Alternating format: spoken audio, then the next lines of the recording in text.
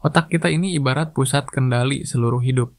Apa yang kita pikirin, keputusan yang kita ambil, cara kita kerja, ngatur uang, semua balik lagi ke otak. Tapi sayangnya, banyak dari kita yang tanpa sadar ngerusak otak kita sendiri. Lewat kebiasaan-kebiasaan sepele yang sering dianggap nggak penting. Dan yang paling bahaya, kerusakannya itu nggak langsung kelihatan sekarang. Tapi pelan-pelan, makin parah tiap tahun, sampai suatu saat kita baru sadar. Kok gue makin gampang lupa, makin susah fokus, makin malas mikir. Terlambat. Jadi di video ini, kita bahas tuntas. Ini 8 kebiasaan buruk yang kelihatannya sepele, tapi diam-diam bikin otak kita rusak. Hati-hati, bisa jadi kamu salah satu yang ngelakuin semuanya. Pertama, kurang tidur. Ini udah jadi penyakit masyarakat modern. Banyak orang yang bangga bilang, gue tidur cuma 4 jam semalam, seolah-olah itu tandanya produktif. Padahal itu justru awal mula kehancuran otak lo. Studi dari Harvard Medical School bilang, kurang tidur kronis bikin otak jadi kehilangan kemampuan untuk konsolidasi memori dan mengambil keputusan. Dalam jangka panjang, ini bisa nyumbang ke penurunan fungsi kognitif, bahkan demensia dini.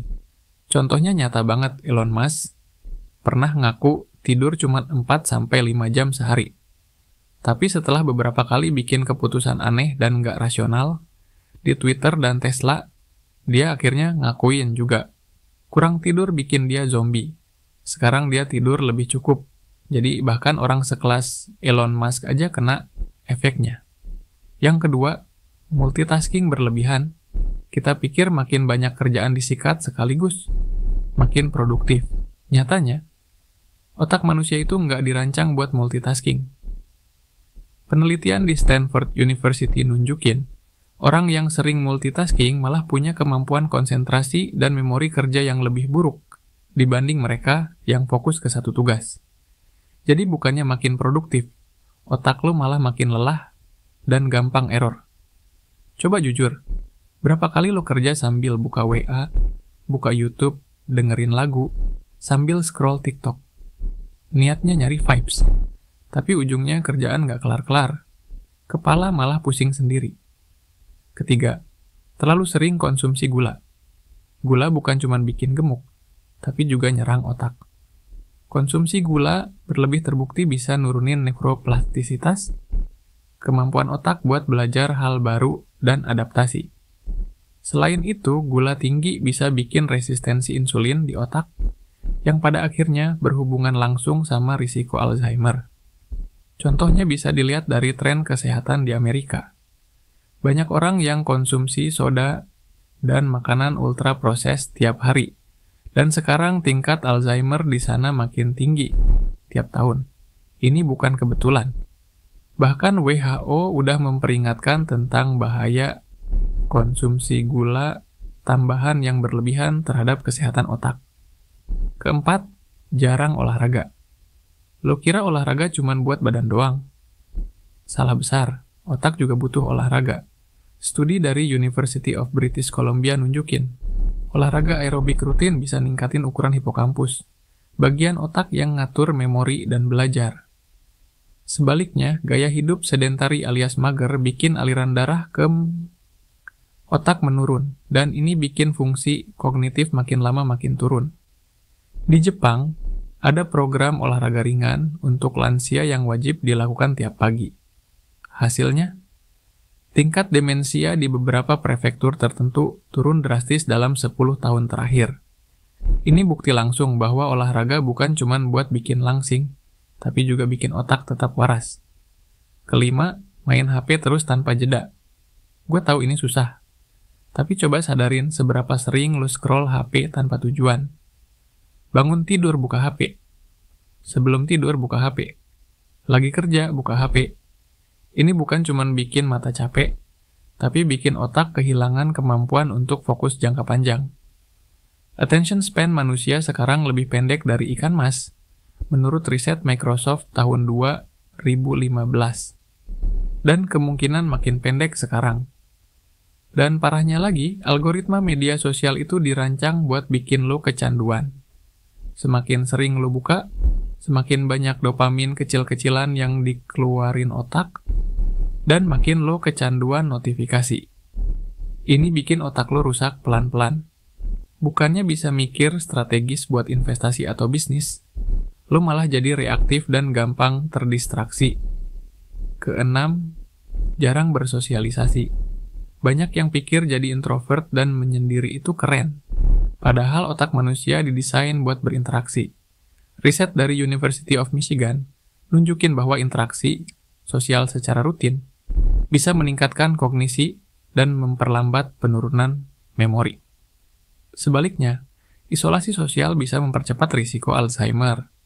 Ini terbukti jelas selama pandemi COVID-19. Banyak lansia yang terisolasi dan nggak ketemu keluarga berbulan-bulan.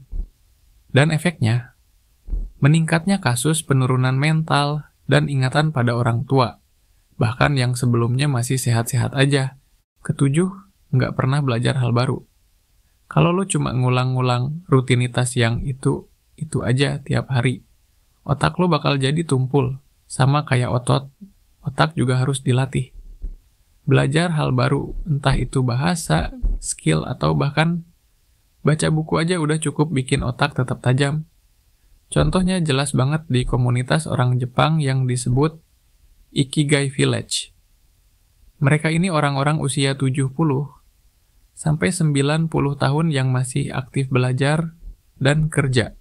Dan tingkat Alzheimer mereka sangat rendah. Salah satu alasannya, mereka punya kebiasaan belajar terus sampai tua. Dan yang kedelapan, terlalu sering stres tapi nggak pernah dikelola. Stres itu sebenarnya wajar. Tapi kalau lo terus-terusan stres, apalagi yang nggak pernah dilepas, otak lo bakal dibanjiri hormon kortisol.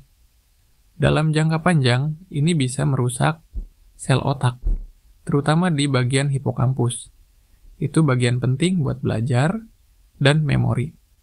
Studi dari Yale University nunjukin bahwa orang yang stres kronis punya volume otak lebih kecil di area yang ngatur emosi dan memori.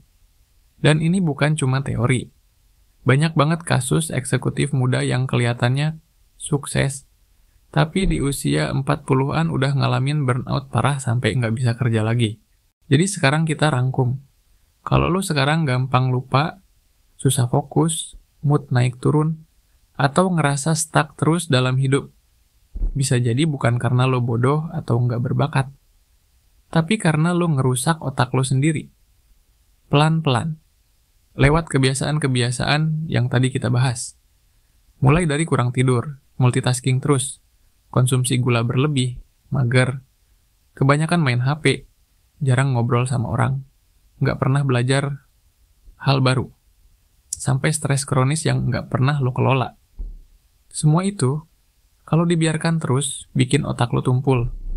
Dan kalau otak udah rusak, efeknya bukan cuma di kerjaan atau bisnis, tapi juga di hubungan, keuangan, bahkan mental lo sendiri.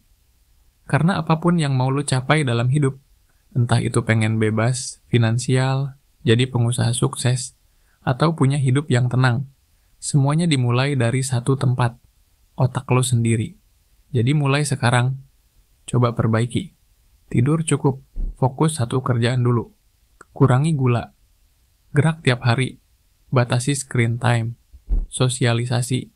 Belajar hal baru. Dan jangan anggap remeh stres. Karena yang kelihatan sepele justru itu yang bisa ngerusak lo dari dalam. Kalau lo merasa konten ini relate sama kondisi lo sekarang, share juga di kolom komentar. Dari 8 kebiasaan tadi, mana yang paling sering lo lakuin dan lo paling pengen ubah? Kita bahas bareng-bareng di bawah.